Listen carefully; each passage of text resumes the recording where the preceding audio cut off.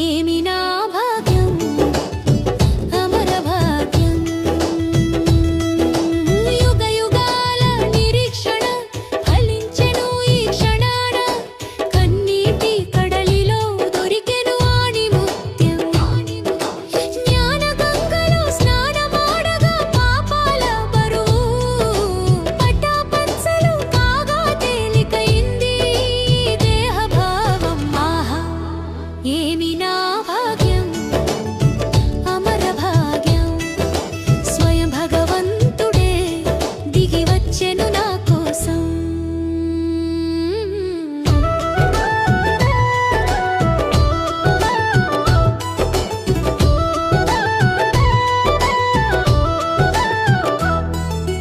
రాతిలాంటి బ్రతుకును రత్నంగా మార్చి చిప్పగవ్వను తీసి వజ్రంలా మలిచి నుదుటి రాతను తానే మార్చి బ్రహ్మ ద్వారా సృష్టిని కూర్చి చేసెను నన్ను దేవత సమానం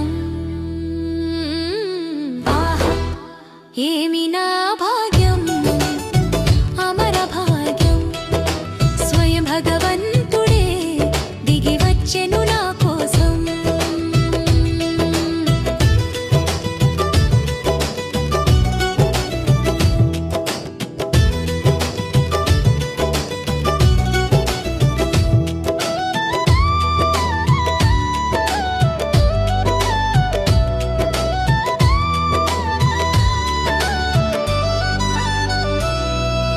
సర్వ సంబంధాలు నీతోనే బాబా సర్వ ఖజానాలు నీవేగా బాబా నీ శ్రీమతమే శిరోధార్యం నీ జత ఉంటే విజయం నిశ్చయం ఇదే కదా సంగమయుగ వైభవం ఆహా ఏమి నా భాగ్యం అమర భాగ్యం స్వయం భగవంతుడే దిగి వచ్చెను నా కోసం జగమే చూడని అపురూప దృశ్యం మురిసెను ఈనాడు నా ఆత్మ కమలం ఆహా ఏమి నా భాగ్యం అమర భాగ్యం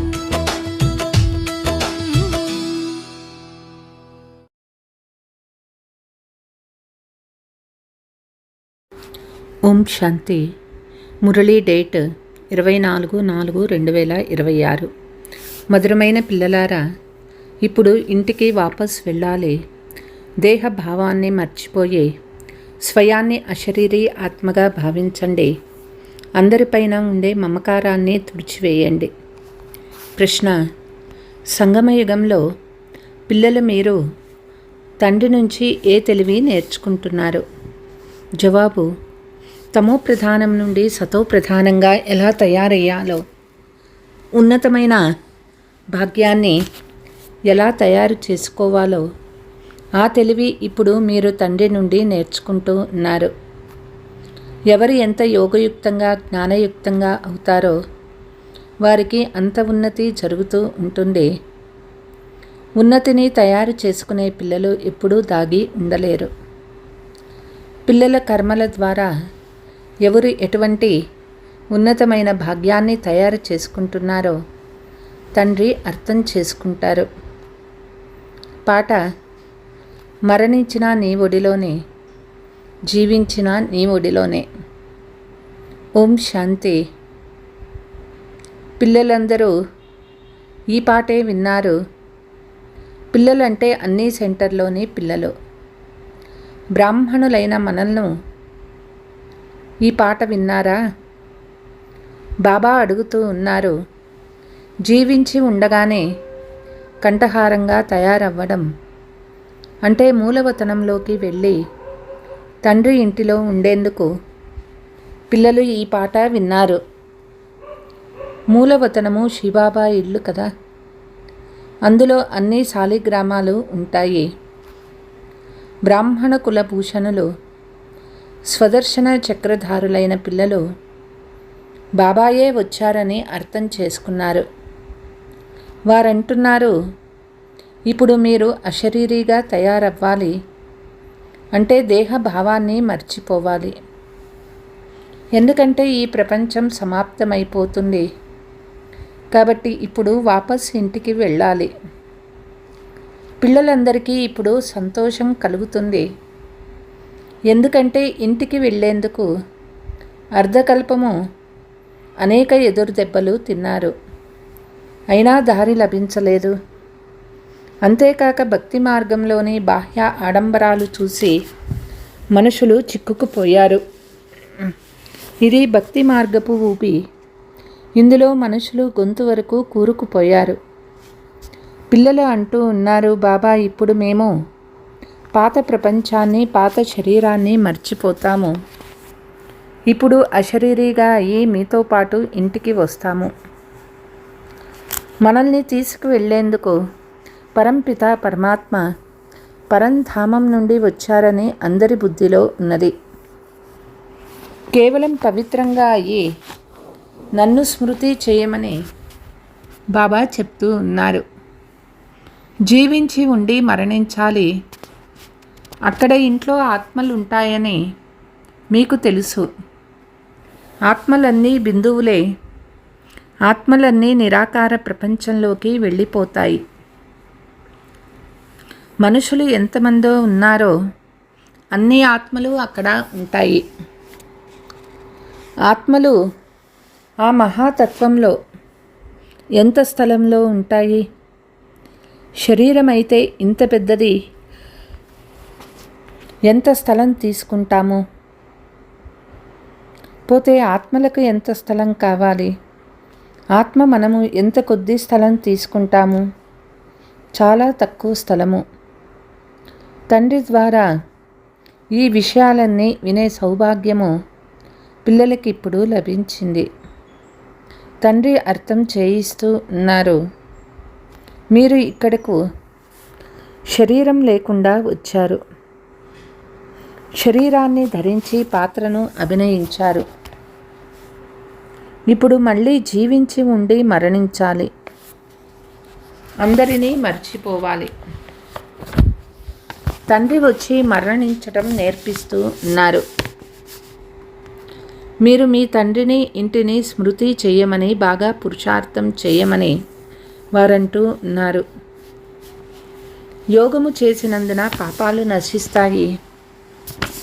మళ్ళీ ఆత్మ తమో ప్రధానం నుండి సతో ప్రధానము అవుతుంది. తండ్రి సలహా ఇస్తూ ఉన్నారు. కల్పక్రితం కూడా దేహ సంబంధాలు వదిలి నన్నొక్కరిని స్మృతి చేయమని చెప్పాను. అందరికీ తండ్రి వారొక్కరే కదా. ప్రజాపిత బ్రహ్మముఖ వంశావళి పిల్లలు మీరు జ్ఞానాన్ని పొందుతూ ఉన్నారు. మీరంతా శివుని పిల్లలే. మనం భగవంతుని పిల్లలమని అందరికీ నిశ్చయం ఉంది. కానీ వారి నామరూప దేశకాల మర్చిపోయిన కారణంగా భగవంతునిపై అంతగా ఎవరికీ ప్రేమ లేదు. బాబా ఎవరిపైన దోషాన్ని చెప్పరు. ఇది కూడా డ్రామాలో నిశ్చయింపబడి ఉందని అంటారు. బాబా అర్థం చేయిస్తూ ఉన్నారు. మీరు ఆత్మలు చాలా సూక్ష్మమైన బిందువులు. ఆ బిందువులో 84 జన్మల పాత్ర నిండి ఉంది. ఆత్మ శరీరం తీసుకొని పాత్ర ఎలా చేస్తుందో అద్భుతమైన విషయము. ఇప్పుడు మీకు అనంతమైన పాత్రను గురించి తెలిసింది. ఈ జ్ఞానము ఇతరులెవ్వరికీ తెలియదు. మీరు కూడా దేహాభిమానంలో ఉండేవారు. ఇప్పుడు ఎంత మారిపోయారు. అది కూడా ప్రతి ఒక్కరి భాగ్యం అనుసరించే ఉంది. కల్పకృతం భాగ్యం కూడా ఇప్పుడు సాక్షాత్కారం అవుతుంది. ప్రపంచంలో మనుషులు అనేక మంది ఉన్నారు.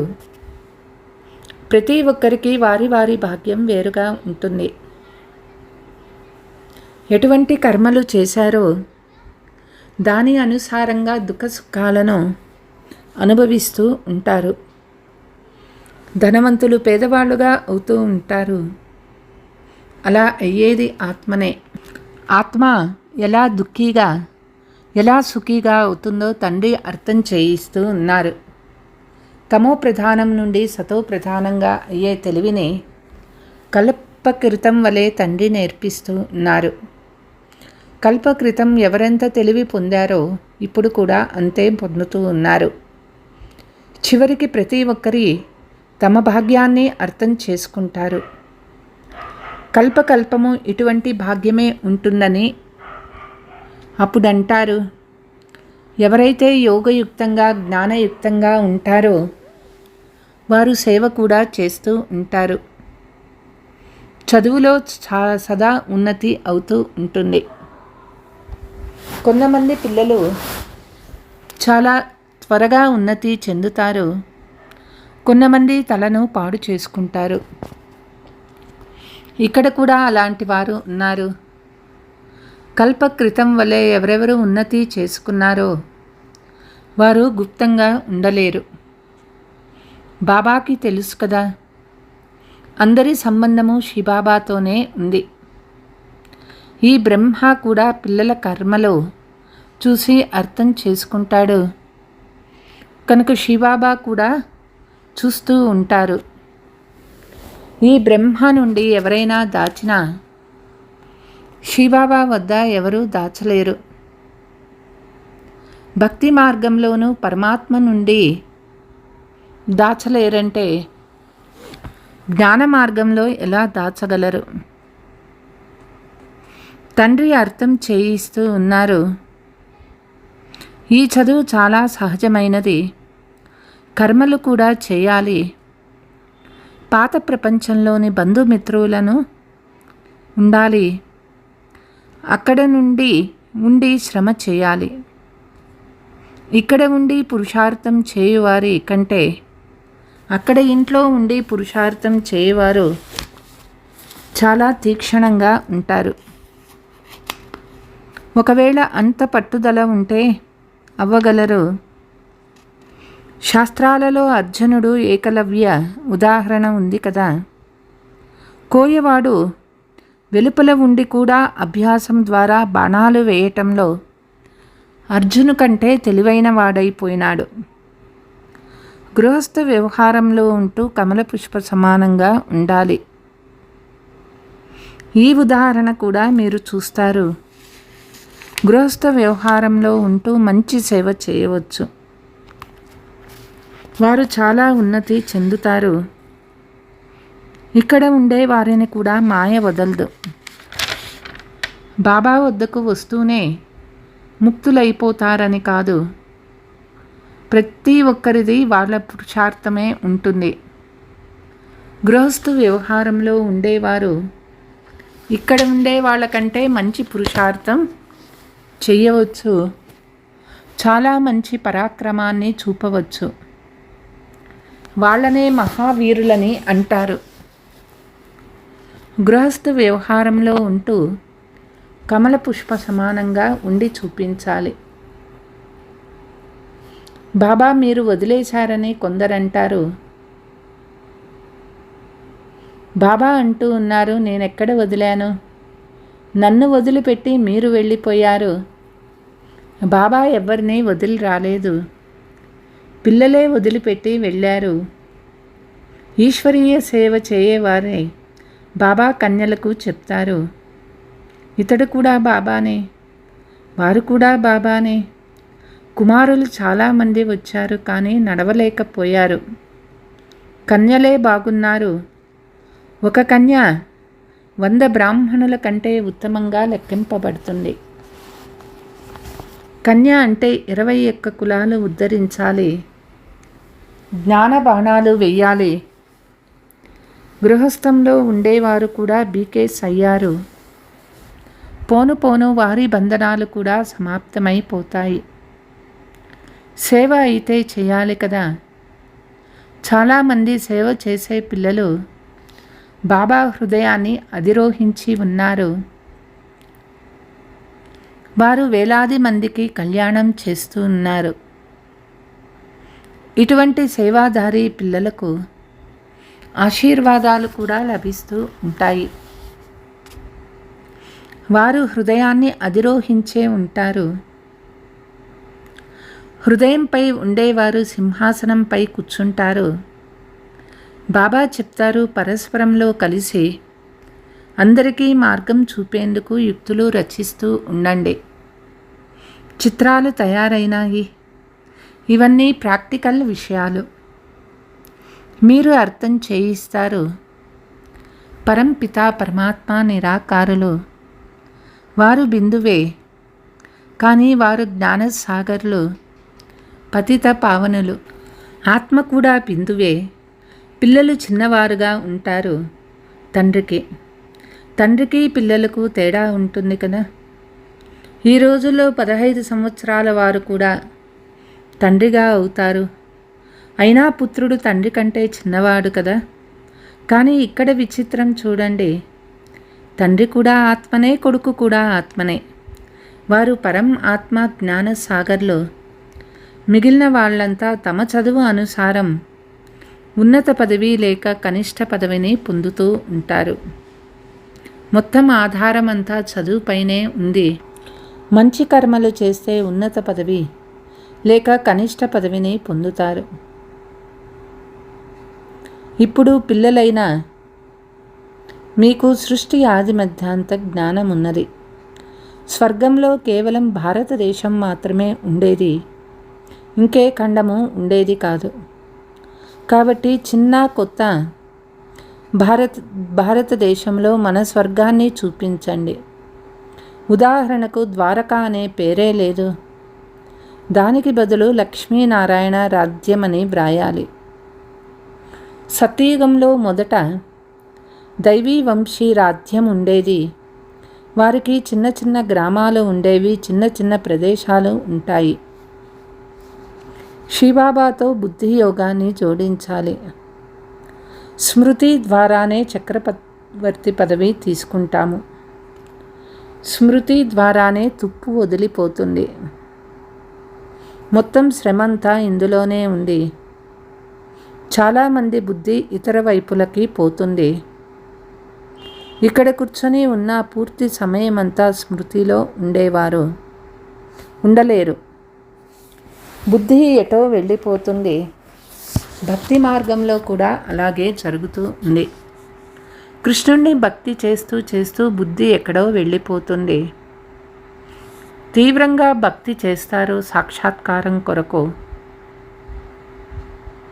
కృష్ణుడు తప్ప ఎవరు గుర్తుకు రాకూడదని గంటల తరబడి కూర్చుంటారు. చాలా శ్రమ చేస్తారు. ఇందులో అష్టమణులు 16,108 మణుల మాల ఉంటాయి. అక్కడ లక్షల మాలను కూడా చూపిస్తారు. కానీ జ్ఞాన మార్గంలోని మాల చాలా విలువైనది.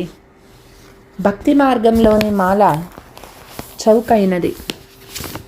ఎందుకంటే ఇందులో ఆత్మీక శ్రమ ఉంది. కృష్ణుణ్ణి చూస్తే సంతోషంగా నాట్యం చేస్తారు.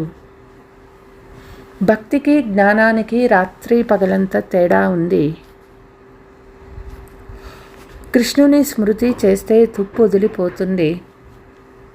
అక్కడ చెప్పరు. ఇక్కడ తండ్రిని స్మృతి చేస్తే పాపాలు నశిస్తాయి. పిల్లలు మీరిప్పుడు యోగం ద్వారా విశ్వానికి యజమానులుగా అవుతారు. ఇది స్వప్నంలో కూడా ఎవరి ఆలోచనకు అందదు. లక్ష్మీనారాయణులు ఎలాంటి యుద్ధాలు చేయలేదు. వారు విశ్వానికి యజమానులు ఎలా అయ్యారో మనకి తెలుసు. బాబా చెప్తారు, యోగ బలం ద్వారా రాజ్యం లభిస్తుంది. భాగ్యంలో లేకుంటే పురుషార్థం చేయరు, సేవాయోగ్యులు అవ్వరు. బాబా ఏమో ఈ విధంగా ప్రదర్శనీలు చెయ్యండి అనే సూచన ఇస్తూ ఉంటారు. కనీసం ఒక రోజులో 150 మంది 200 ప్రదర్శనలు వేయాలి. పల్లెలలో తిరగండి. ఎన్ని సెంటర్లు ఉన్నాయో అన్ని ప్రదర్శనలు జరగాలి. ఒక్కొక్క సెంటర్లో ప్రదర్శనీ చిత్రాలు ఉన్నందున అర్థం చేయించడం సులభమవుతుంది. సెంటర్లు కూడా పోను పోను చిత్రాలు ఉంచుకునేందుకు వీలుగా తయారవుతాయి. కొత్త చిత్రాలు కూడా తయారు చేస్తూ ఉంటారు. వైకుంఠ సమయంలోనే భారతదేశంలో అందమైన భవనాలు మొదలైన చిత్రాలు వేయాలి. పోను పోను అర్థము చేయించేందుకు మంచి మంచి చిత్రాలు తయారవుతూ ఉంటాయి. వానప్రస్థలోని వారు మెల్లగా నడుస్తూ తిరుగుతూ సేవ చేయవచ్చు. ఎవరి భాగ్యం ఉదయం అవుతుందో వారు తయారు చేస్తారు. చాలామంది పిల్లలు కుకర్మలు చేసి తమ గౌరవాన్ని పాడుకొని యజ్ఞ గౌరవాన్ని కూడా భంగపరుస్తారు. ఎటువంటి నడవడికలు ఉంటాయో అటువంటి పదవి లభిస్తుంది. ఎవరైతే అనేక మందికి సుఖం ఇస్తారో వారి పేర్లు మహిమ చేయబడతాయి. ఇప్పుడు ఇంకా అన్ని గుణాలలో సంపన్నంగా అవ్వలేదు కదా. కొంతమంది చాలా మంచి సేవ చేస్తూ ఉన్నారు. అటువంటి వారి పేర్లు విని బాబా సంతోషిస్తారు. సేవాధారి పిల్లలను చూసి బాబా సంతోషిస్తారు. వారు సేవలో బాగా శ్రమ చేస్తూ ఉంటారు. సెంటర్లు కూడా తెరుస్తూ ఉంటారు. దాని ద్వారా వేలాది మంది కళ్యాణం అవుతుంది. మళ్ళీ చాలామంది వస్తారు. ఇంకా ఎవరూ సంపూర్ణం అవ్వలేదు. ఏవో కొన్ని తప్పులు కూడా జరుగుతూ ఉంటాయి. మాయ వదిలిపెట్టదు. ఎంత ఎక్కువ సేవ చేసి తమ ఉన్నతి చేసుకుంటారో వారు హృదయంపై అంత ఎక్కువగా అధిరోహిస్తారు. అంత ఉన్నత పదవిని పొందుతారు. కల్పకల్పము అలాంటి పదవే వారికి లభిస్తుంది. శివబాబా వద్ద ఎవరూ దాచలేరు. అంతిమంలో ప్రతి ఒక్కరికి తమ కర్మలన్నీ సాక్షాత్కారం అవుతాయి. తర్వాత ఏమీ చేయలేరు. వెక్కి వెక్కి ఏడుస్తారు. బాబా అర్థం చేయిస్తూ ఉన్నారు. చివరి సమయంలో శిక్షలు అనుభవించే పశ్చాత్తాపపడే కర్మలు ఏవీ చేయకండి. ఎంతగా అర్థం చేయించినా భాగ్యంలో లేకుంటే పురుషార్థం చేయరు. ఈ రోజుల్లోని మనుషులకు తండ్రి అంటే ఎవరో తెలియదు. భగవంతుని స్మృతి చేస్తారు కానీ వారెవరో తెలియదు. భగవంతుడు చెప్పేది వారు వినరు. అనంతమైన తండ్రి నుండి మీకు సత్యుగ రాజ్య వారసత్వం సెకండ్లో లభిస్తుంది. శివబాబా పేరును అందరూ ఇష్టపడతారు. అనంతమైన తండ్రి నుండి స్వర్గ వారసత్వం లభిస్తూ ఉందని పిల్లలకి తెలుసు. अच्छा मीठे मीठे सिकीलते बच्चों प्रति माता पिता बाप दादा का याद प्यार और गुड मॉर्निंग. रूहानी बाप की रूहानी बच्चों को नमस्ते. हम रूहानी बच्चों के रूहानी माता पिता बाप दादा को याद प्यार गुड मॉर्निंग नमस्ते नमस्ते. ధారణ. మీ నడవడిక ద్వారా తండ్రి పేరును యజ్ఞం పేరును ప్రఖ్యాతం చేయాలి. తండ్రి గౌరవాన్ని పోగొట్టే కర్మలేమీ చేయరాదు. సేవ ద్వారా మీ భాగ్యాన్ని మీరే తయారు చేసుకోవాలి. తండ్రి సమానం కళ్యాణకారులుగా అయ్యి అందరి ఆశీర్వాదాలు తీసుకొని ప్రథమ స్థానాన్ని పొందుకోవాలి. గృహస్థ వ్యవహారంలో ఉంటూ కమల పుష్ప సమానంగా ఉండేందుకు మంచి సాహసాన్ని చూపించాలి. వరదానము. సతో ప్రధాన స్థితిలో స్థితమై ఉండి సుఖశాంతులను అనుభూతి చేసే డబల్ అహింసక భవ. సదా తమ సతో ప్రధానమైన సంస్కారాలలో స్థితమై ఉండి సుఖశాంతులను అనుభవం చేయడమే సత్యమైన అహింస. హింస అనగా దాని ద్వారా దుఃఖము, అశాంతి ప్రాప్తిస్తుంది. కాబట్టి మొత్తం రోజంతటిలో ఏ విధమైన హింస చేయటం లేదు కదా. చెకింగ్ చేసుకోండి. ఏవైనా మాటల ద్వారా ఎవరి స్థితినైనా డగ్మగ్గు చేసినా అది కూడా హింసనే. మీ సతో ప్రధాన సంస్కారాలను అణిచేసి వేరే సంస్కారాలను ప్రాక్టికల్లోకి తెచ్చినా అది కూడా హింసయే. అందువల్లే సూక్ష్మవతనానికి వెళ్ళి మహాన్ ఆత్మ యొక్క స్మృతితో డబల్ అహింసకులుగా అవ్వండి. స్లోగన్: సత్యంతో పాటు అసత్యము మిక్స్ అయితే సంతోషం మాయమైపోతుంది. అవ్యక్త సూచన: మీరు మాట్లాడే ఒక్కొక్క మాట అలౌకికంగా ఉండాలి. ఫరిస్తాల సమానంగా ఉండాలి. ప్రతి మాట మధురంగా ఉండాలి. ఈ మాటపై ఇప్పుడు అండర్లైన్ చేయండి. అప్పుడే ప్రత్యక్షత జరుగుతుంది.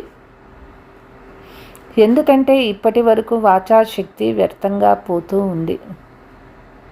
కాబట్టి వాచాలో తండ్రిని ప్రత్యక్షం చేసి పదును లేక శక్తి ఎంత ఉండాలో అంత లేదు.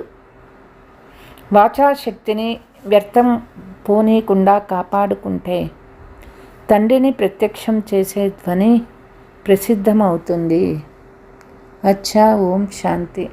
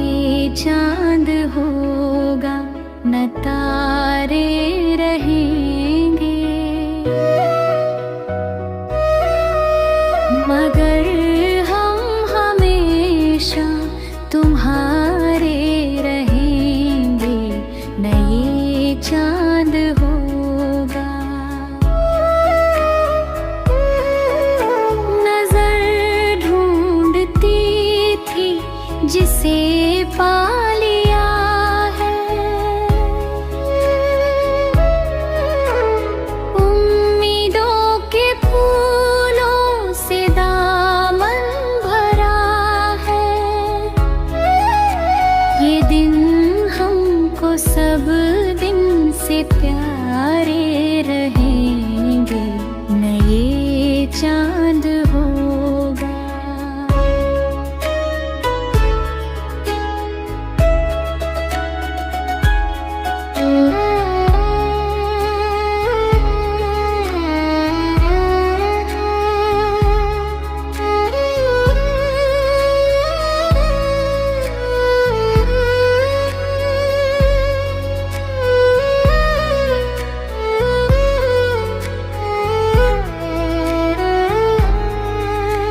बिछड़ कर चले जाए तुमसे कहीं, तो ये ना समझना मोहब्बत नहीं। जहाँ भी रहे हम तुम्हारे रहेंगे, नए चांद होगा।